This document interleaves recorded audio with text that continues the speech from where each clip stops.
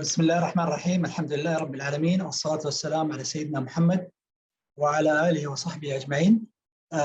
Today we have a very special day because it's going to be the opening session of our 2021-2022 session in your Saudi Quality Council.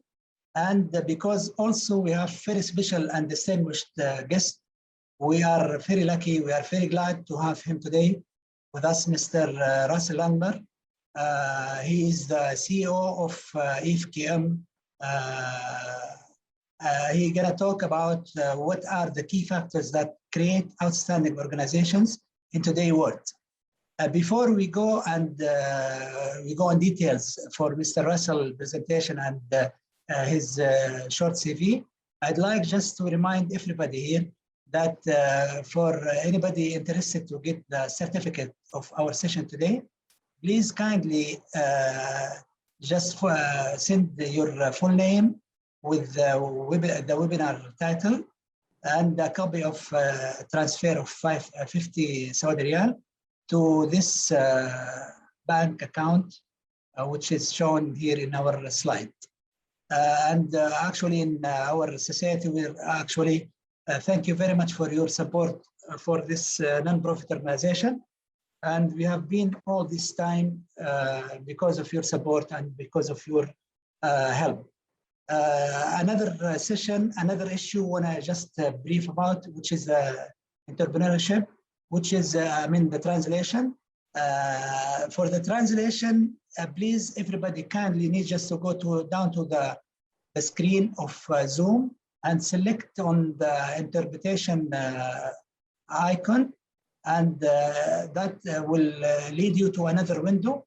You need just to select the Arabic option, and then you will find that the Arabic option will disappear, and actually you will get the for this you will select the Arabic session, the Arabic voice. So this will enable you just to hear the session in Arabic. If you want just to get the English voice, you just go and get the translation. Kindly go and select the English, and that will be easy access to get the translation very clear. I would like just to thank Engineer Nibal Naim for his support for the translation. And we want just to ask Mr. Russell just to give us a chance to make the translation very good and very well done. Mr. Russell, I am personally very happy and glad and honored to have you today and to be your mediator in this session. I can't say a lot about yourself, but I think you are proud to be called as the CEO of efqm. Mr. Russell has a lot of experience as a transformation leader and experienced as the CEO, a C-suite advisor, and non-executive director. Mr. Russell, actually, he is playing a better role in consulting as a consulting partner and a practice leader in Asia, Europe, and United States, who has delivered large-scale transformational digital change, regulatory, risk, and strategy consulting assignment across multiple industries. Please welcome Mr. Russell. You're gonna go through the presentation, and I will ask my colleague for any question and answer. We're gonna leave it at the end of the presentation. Thank you, Mr. Russell, again. Thank you very much. Thank you very much for inviting me. It's a pleasure to be here today. Let me just stick up my slide presentation. Hopefully, can you just confirm that you can see that? Yep. Okay, well, thank you very much for inviting me. As I said earlier to you, your colleagues, Saudi Arabia is a very important region and country for efqm. I was just mentioning that the last trip that I was supposed to be doing before COVID hit us all 18 months ago was to come to visit Saudi Arabia. So It's a shame I didn't get there, but I will come and visit you all very shortly. What I wanted to do today is probably talk for about 30 minutes, and I'm very happy to take questions after that. Hopefully it won't take too long. I know sometimes slides get boring. Before you ask, and I will confirm that I will make the slides available after the presentation. I'll send a PDF to the Quality Council and they can distribute it. So please feel free to look at the slides in a bit more detail when you have some time. When I was asked what I wanted to talk about, I thought what we would do, if that's okay with the audience today, is I'll just touch on a little bit about efqm. I won't go into our history. I'll touch a little bit on the model and the power of the model and the reason it exists. And then what I'll try and do is say, we've got a lot of data and we've been around for 30 years, and try and understand what are the key factors that create outstanding or excellent organizations in one. So let me get the slides going. Right, they may be a bit slow, I guess. So I'll start just with a bit of an introduction on efqm and the model, and then we'll move forward from there. I think I just wanted to start off by saying, initially, the efqm model was an assessment tool to give companies a snapshot or a picture of where they sit today and how good they are at continuous improvement. And the model has, I guess, moved on a little bit, and now companies are using the model for a lot more reasons than just assessment. So yes, driving continuous improvement, but companies are also looking to manage risk, evaluate their organizational resilience, benchmark themselves against other organizations, really to understand where and how all of their change programs come together. And the last thing, I guess, is we find it very important is that companies and organizations are looking through their supply chain at their suppliers and asking, how good are some of our suppliers? So the new model, what is it all about? Fundamentally, if you're going to be an outstanding organization, you need to ask yourself 3 questions.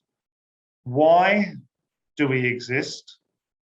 i.e., what purpose are we trying to fulfill? How are we going to deliver that purpose and the strategy to get there? And secondly, what are our objectives? So what have we achieved so far, and what do we intend to achieve tomorrow? And amazing companies do this extremely well.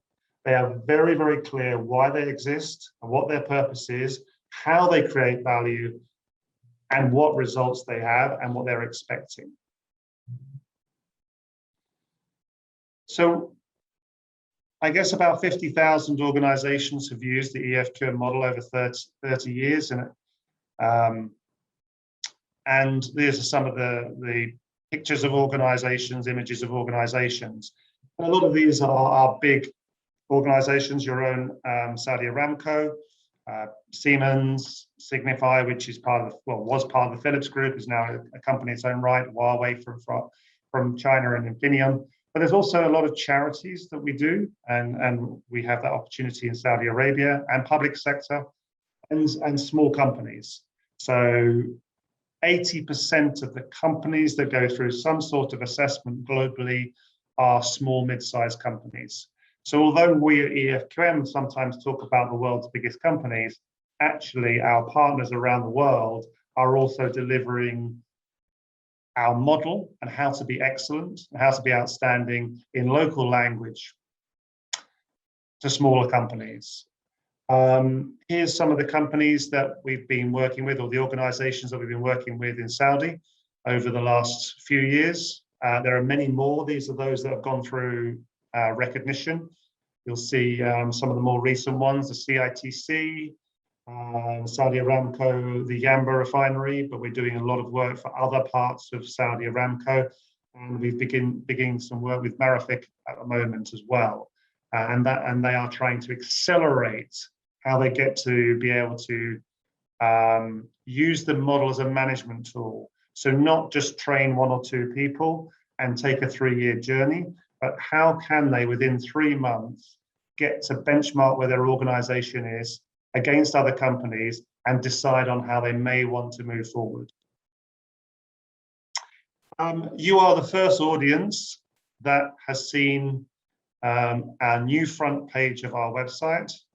I guess on one hand, I'm disappointed that it's taken efqm so long to have an Arabic version of the website. But we are here finally. So we released a new website in March, April this year in English. And next week, our Arabic website goes live. So it's the same website, but there's an Arabic language translation. And the following month, we go into German and Spanish. And I hope that helps everybody understand a little bit more about us, understand some of the assets and information that we have available for everybody in multiple languages. So how does efqm help companies become outstanding or excellent? Well, the first thing is the way we've always worked is we empower organizations to measure themselves and set themselves up to improve.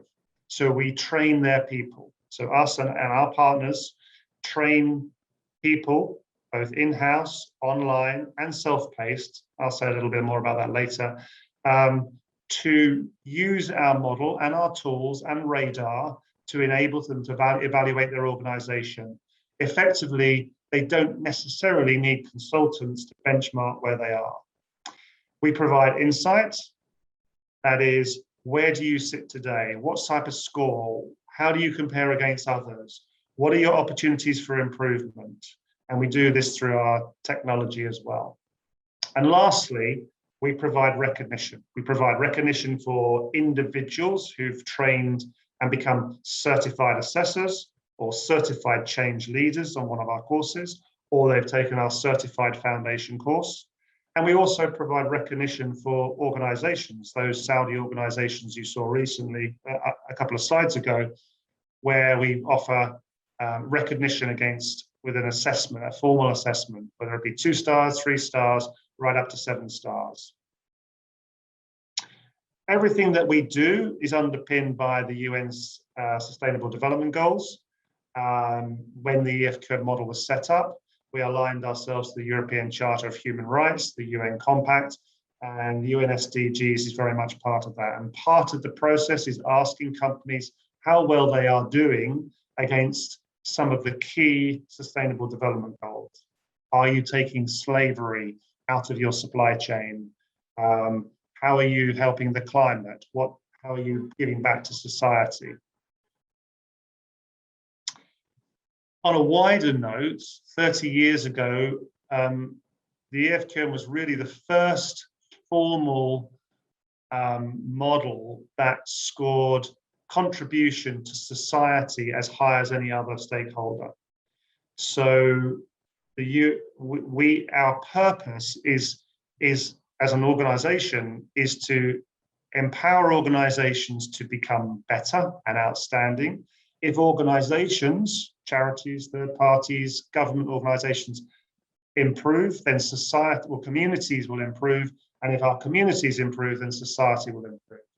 So the first step, we always say on any company that's interested in ESG, around the environment and governance and social, is start with the model, because we are the first and longest lasting model that has considered your impact on society and the community and your ecosystem. The first thing you do when you learn about the efqm model is we ask you, can we understand your ecosystem? So we don't start with the company, we try and understand the system that you operate in. And largely that's around community and society and climate, international, et cetera, and the megatrends that affect your industry. So that's a bit of background on the model and a bit of background on efqm. And I thought I'd take you through what we think or what some of our data is telling us makes really successful organizations. The easiest way we do that now is through our assess-based technology. This allows organizations to collect data from anybody and everybody in their organization. It allows them to do their own self-assessment. It allows different divisions to do peer reviews across organizations. It gives scoring, and it gives opportunity for people to comment on some of the data and opportunities for improvement. But it also allows organizations like efqm and some of our partners to provide a lightweight overnight external assessment. So we can effectively say on a Friday or a Thursday evening, I guess, for those in Saudi, on a Thursday evening, we can say, finish your data entry, finish your content. We will look over the weekend and we can give you a score by Sunday or Monday. And we can give you some idea of scoring and where your organization sits, which is a huge difference from when we used to take 3 or 4 months to collect the data for companies and then some time for us to assess you. And over the last year, like all of us, we've got very apt at doing online assessment rather than on site. Nothing can beat coming to visit a company, but we have had to change, as everybody has. So since we've introduced the new model, what you'll see here is the bar chart are the average scores of all the assessments, the formal assessments that have been done using the new model over the last 14 or 15 months. And the line at the top, which is not much of a different color, sorry about that, but the line at the top just shows you the average of our award entrants. So let's just say they're the best, the leaders, the excellence leaders, the outstanding companies. And you'll see where the average is and where the outstanding is, where you have to score if you really want to be outstanding. There's a couple of points I want to make about this. What this is telling us is companies are not so bad at setting their purpose and strategy. They're actually scoring some quite high marks around culture and values, which is really, really good news. The weakest element is obviously around results. And I guess the biggest problem is perceived results. And what we mean by that is not just your financial results, your quantitative results, but the feedback you're getting from your other stakeholders. So whether it be your supply chain, your customers, your governance process, whatever, and they are the weakest. Now, there's a couple of reasons for that. One, companies are not great at managing that process. And secondly, some of the ways of collecting that data are still very old-fashioned. We are still relying on, for many companies, employee surveys, customer surveys that are a year out of date. And what we're really looking for is people to start providing real-time information and forecast information. Are people using data and analytics to forecast? Are they using probabilities engines? Are they looking at machine learning to actually understand where potentially what are the interrelationships between what they do around their strategy and their customer results? And we're still having, as assessors, poor results around that. So yes, results are not great around that side, but also the data where organizations collecting needs a lot of improvement. The other biggest chunk is this dark blue line, this 53 line, which is under the bracket of driving performance and transformation. And this is companies' ability to keep operating on their core business, but also manage change. So every company, as we know, large or small, has its day-to-day business, keeping the lights on, driving value, but it also has change. So it has change project, new regulation. It could be different customers, new product development, anything like that. So any change. And obviously, the more of that, then it becomes transformation. And this is still the weakest area for companies to manage this ongoing operations and performance at the same time as change.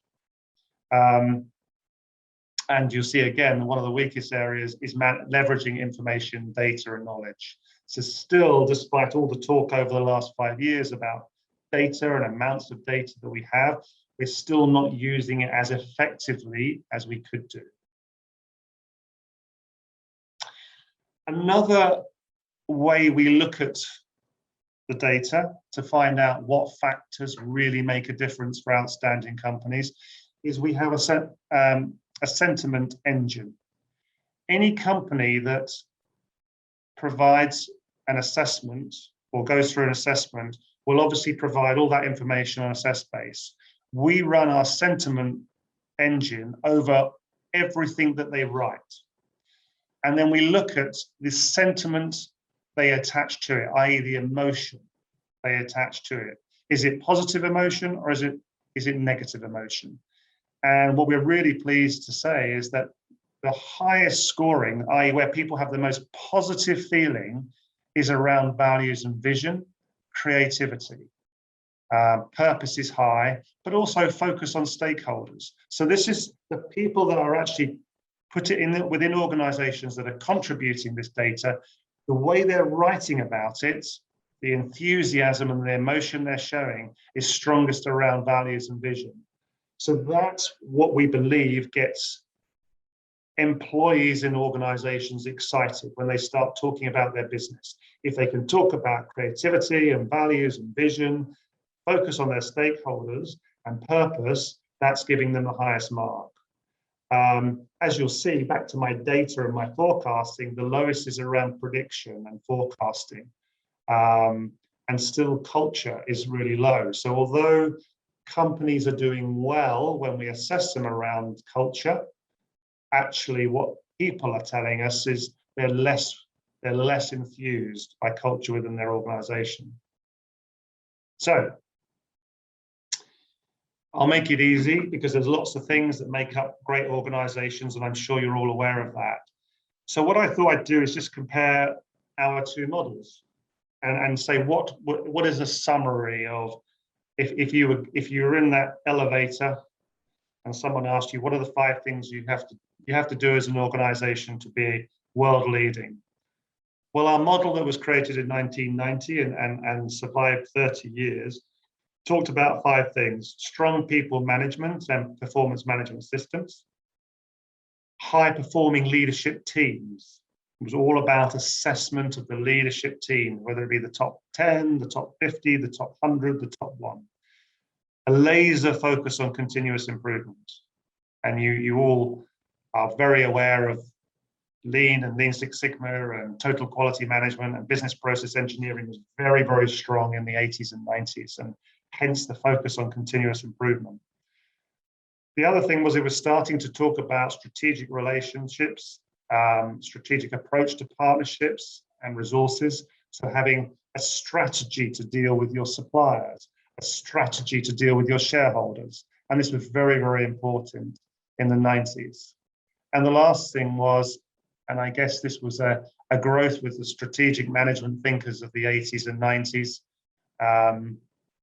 Porter et al., talking about your ability to really strategically plan well. And we obviously talked a lot in those days. Those of us like me who are old enough to remember, we talked a lot about 7-year plans, 5-year plans, and how important they were. Now let's look at what the data is telling us now. So fundamentally, what we're asking organizations, and the best performing ones have, is a unique culture and a purpose that runs through the whole organization. So wherever you go within the organization, whichever team, whichever individual, they will understand the culture. It will be unique to that company. They will understand the company's purpose, and it will be part of their day job. It'll be part of their understanding. The second thing is, rather than talking about leadership teams, all outstanding companies talk about leadership and self-responsibility, i.e. giving responsibility to as many people as possible at every level of the organization. So right down to the most junior people. Can they make decisions? Do they have responsibility? Do they feel they have an ability to make improvements, or at least talk about improvements? the ability to manage transformation and change, as well as your day-to-day operations. Having the right people in transformation and change, and the right managers who can absorb and adapt to change whilst they're running an ongoing business. I guess we all really realize now it's very much about flexibility and adaptability and agility. As your ecosystem changes, as prices change, as technology change, to be able to adapt to that, to have an organization that's not saying, well, we do it like this, so we won't change. That is really important. And the last point is very much around this flexibility, less about the 7 years and talking more about what are we going to do in the next 1 to 3 years? How well informed are we? What tools, what measures do we use around predicting? And how future focused are we? Are we still talking about our customers today, or do we talk about our potential customers in a year's time when our products or our services adapt? Are we talking about today's stakeholders or next year's stakeholders? Are we talking about a supply chain that has been around for 5 years, or our supply chain that may move or change in the next 5 years? And they are the 5 things that we believe our data and the feedback that we're getting are telling us make outstanding organizations. So I'll just summarize this bit before I just end on a few other points. Firstly, the benefits of using the model and assess base to try and improve your organization is, first of all, it tells you where you sit. It tells you where you are today, where you benchmark, what your performance is. It doesn't matter. It doesn't matter whether you're a 5-person charity or a behemoth like Aramco. The benchmark is the same. If you're 400 points, you're 400 points, and you've got a lot. You've got to improve to, you've got room to improve and areas to improve. Same with everybody else. So it gives you true insight to where your organization sits, not just in terms of its performance, but in terms of its culture, its purpose, its whole DNA. It's a global index, so it doesn't matter what country you're in. We use the same benchmark, the same assessment framework. And I think it allows you, what we try and do is give you a little bit more insight in your organization to actually say, how can you adapt and refine your business initiatives? We're trying to give you up-to-date information so more people in the company can add information to our technology platform, and you can assess in real time whether you want to change that initiative or how well it's being adapted or how well it's being delivering results. And obviously, it is a world-leading methodology. There are many other assessment prizes. Of course, we understand that. I think we're the most international, and we're very lucky that we've been around 30 years and many organizations have used us. The other real advantage, I guess, for us is that we're not just helping companies measure where they are at an organizational level, we're also looking at helping them understand how well they're performing against in other aspects or against other themes. So we have a series of tools and questionnaires and assessment tools which provide an insight into how well you perform in an area of disruption, for instance, over the last 18 months, how well your organization is performing against the SDGs, whether you're, I don't know how many people are interested in circular economy, but we've just got a questionnaire, but we're releasing a full assessment process on circular economy in the next month or two. Obviously, we've got a lot of information on innovation, and we're running our first few innovation assessments at the moment, actually at the Dubai Electricity and Water Authority. And lastly, education, which we do in relationship to the Handam Foundation. And each of those tools, again, gives us yet more data on how companies are performing against them, enable us to share that data. So let me just leave you with a couple of thoughts. The first thing is that we have put our courses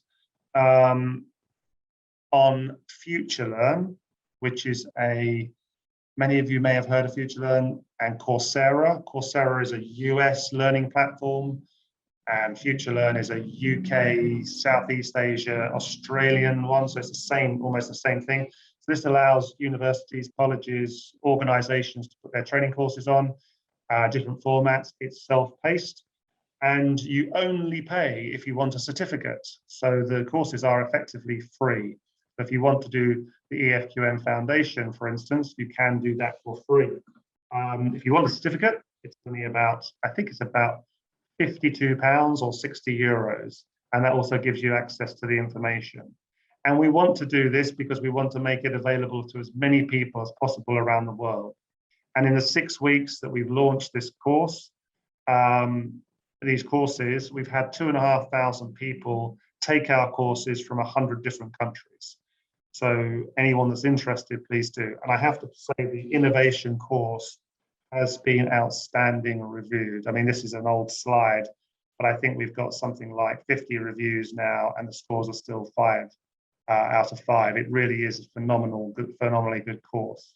So we are trying to get people interested in EFQM, our tools and the way of thinking, and our model for free.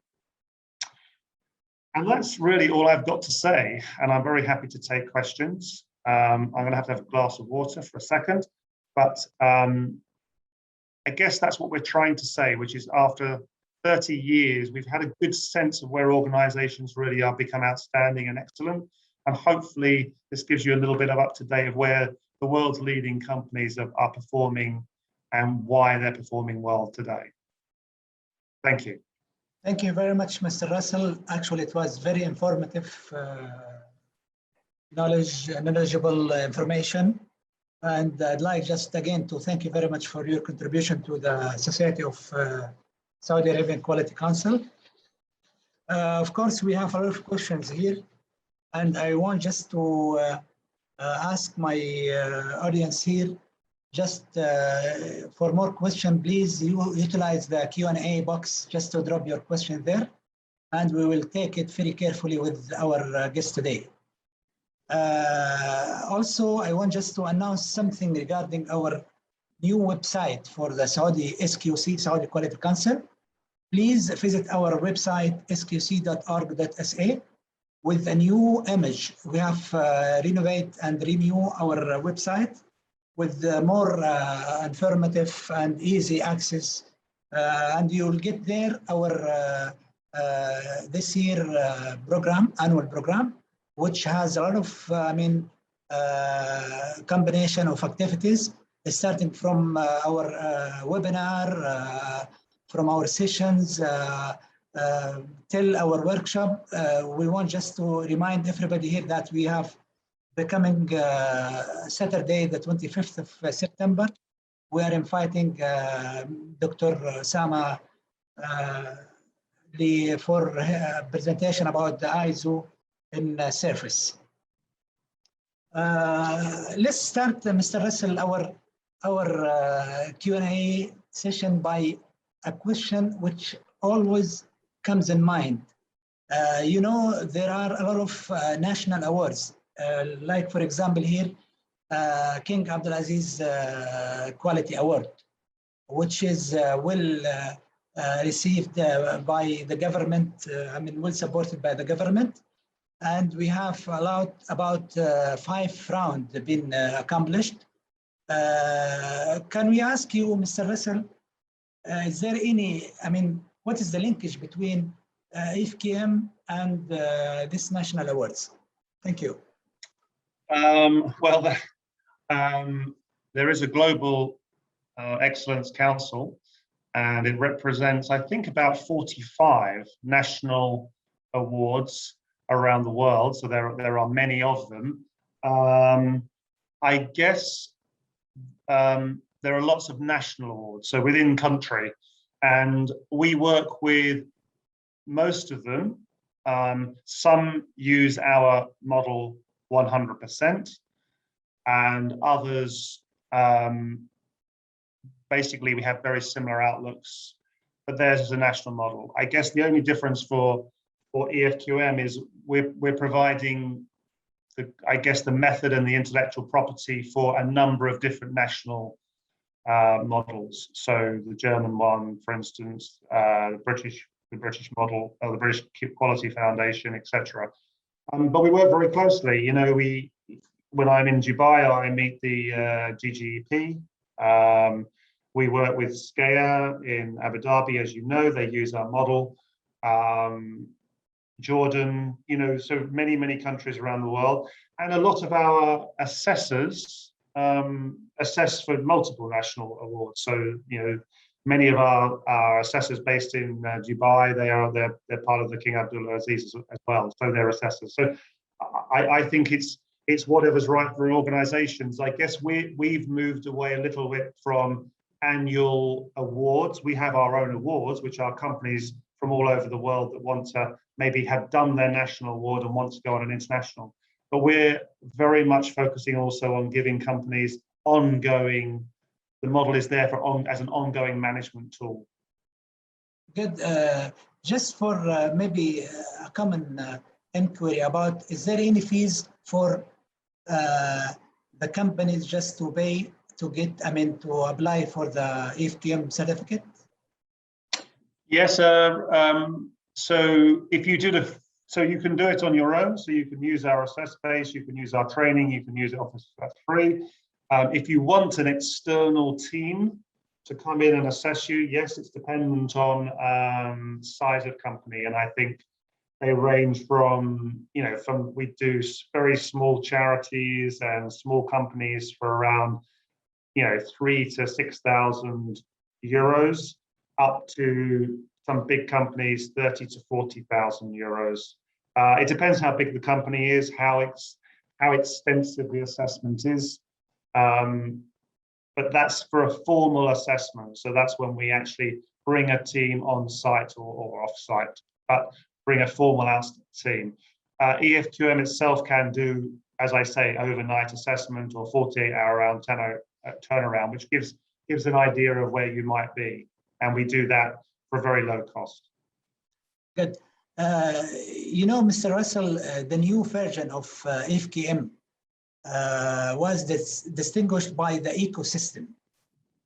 And there is a common question always when we talk about the efqm, about any more detail about the ecosystem and how we can link it with the excellence.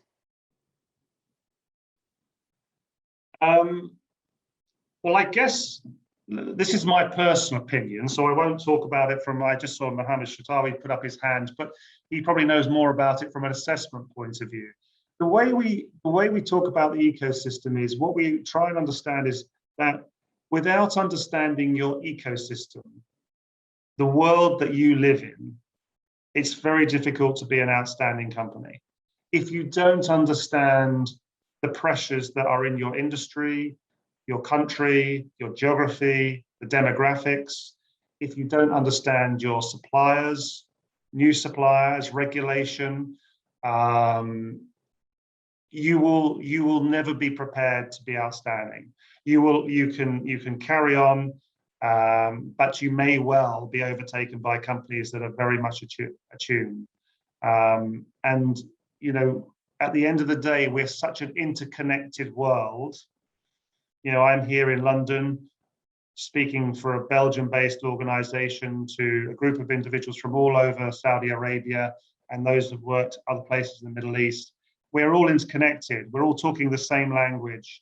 You know, energy prices in Russia are causing issues in the UK. Energy prices or investments in Abu Dhabi going into Europe can cause markets to change. China withdrawing, becoming less international, can change property markets overnight, as they have done last night.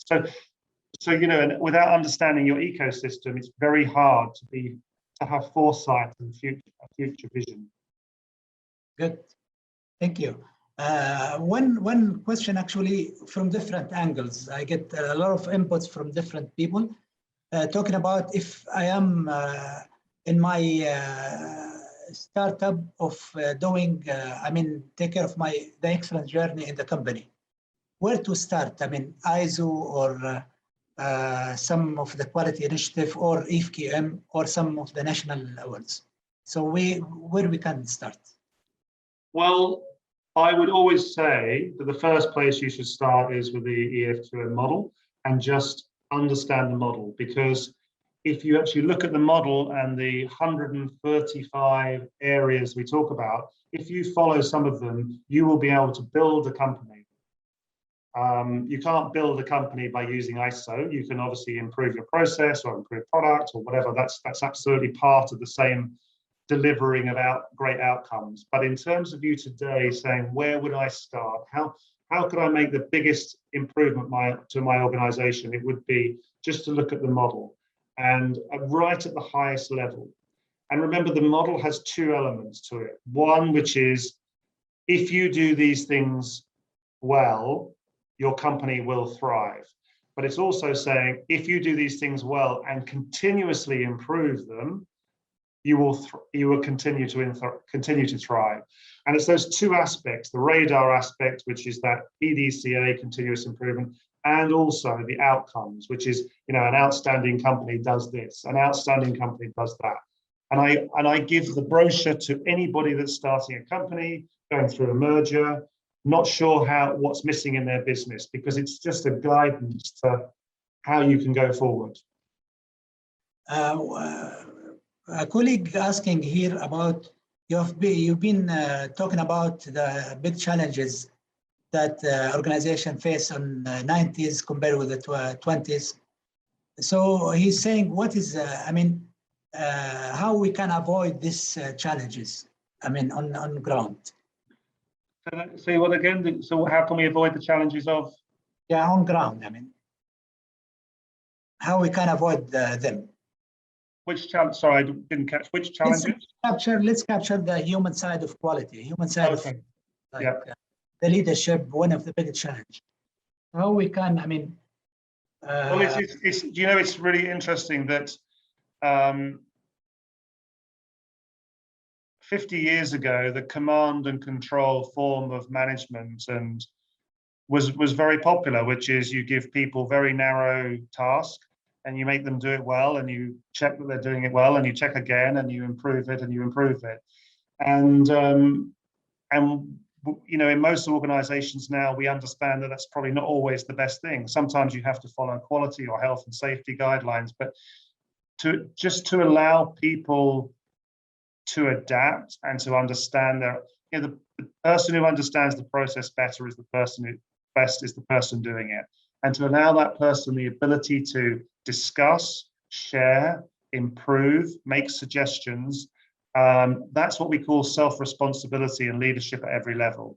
Does someone doing the most basic tasks feel they can make a difference in their role? Can they change their role for the better?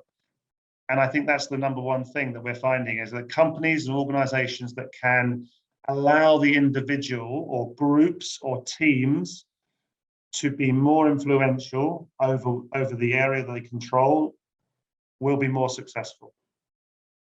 Yeah, good.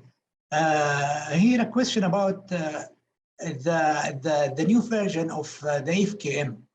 What are the drivers that drive efqm management to adapt a new version or to renew the model itself? He's talking about from the business development point of view.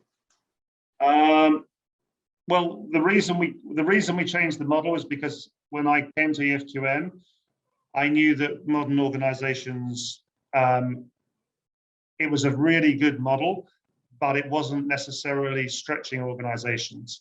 And so we interviewed over 2,000 people from around the world, and we surveyed them and took a lot of data. We interviewed about 65 C-suite leaders in an hour interview, and we talked about what was important to them. And what the model talks about is purpose, culture, executing where the value is created, transformation, agility, adaptability, forecasting, future. They continually came through. So that's the difference in the old model and the new model. And I think whenever we talk to companies now, they in some ways, the best companies had already overtaken the efqm model. And now we're at the same level as some of the best companies in the world, and they are able to come to us and talk about their purpose and culture and adaptability and future foresight better than we would have done 3 years ago. And that was the need for us to change. We will continue to change, but we will do it from collecting data from around the world. Good, clear and sound. Somebody is asking, can we have a copy of the questionnaire to assess our readiness for our business? I mean, I think the questionnaire is free. Okay.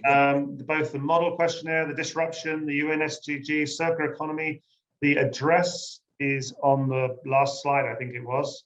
It's not a www, it's just HTTP and then SS space. I think whatever it is on the last slide. So I will, when I send you the slides, I'll send you the link. Good. So everybody can access to the link and get down. And they can take the questionnaire, yes, themselves. And what we will do is then we'll write back to them and say if they're interested in having a demo of the wider tools, then we're happy to do that. Some people are quite interested.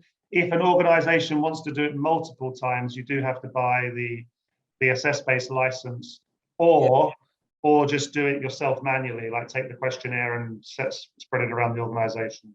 Yeah, good. A question here actually talking about, you know, we've been discussing our members in Saudi Quality Council. We have almost more than 5,000 members. So they want just to get this opportunity to get some special discount or special deal. Maybe you can talk about it later. Talk about discount or what? Yeah, we're talking about what, and then we're talking about discount, rather discount than what. No, I think, you know, the first thing is I've got to say is that our assess base is available in Arabic. So that's the first thing. So both assess base and the website will be in Arabic. Therefore, the model brochure is in Arabic as well. So we have a new model brochure that is in Arabic. And yeah, I'm very happy to, if people are interested, then we can talk to the Quality Council and talk about maybe some discount on the brochure, especially the e-copies, which are very popular. People put them on their iPads so they can take them around with them. But obviously, if people are interested in training, we can, if they're interested in face-to-face training, we can obviously deliver face-to-face training and give everybody, you know, 25% discount at least. So I'm very happy to work with the council around helping your members get more involved. Thank you very much. Other question regarding the time frame that it needs for the companies in order just to shift from small initiative of excellence to the outstanding level. From your experience, how long it takes just to jump to that level? Well, I think the first thing to do is, you know, once you benchmark yourself, we used to say that it took 3 years to jump 100 points. So if you're a 2-star organization, you wanted to be 3-star, it could take up to 3 years.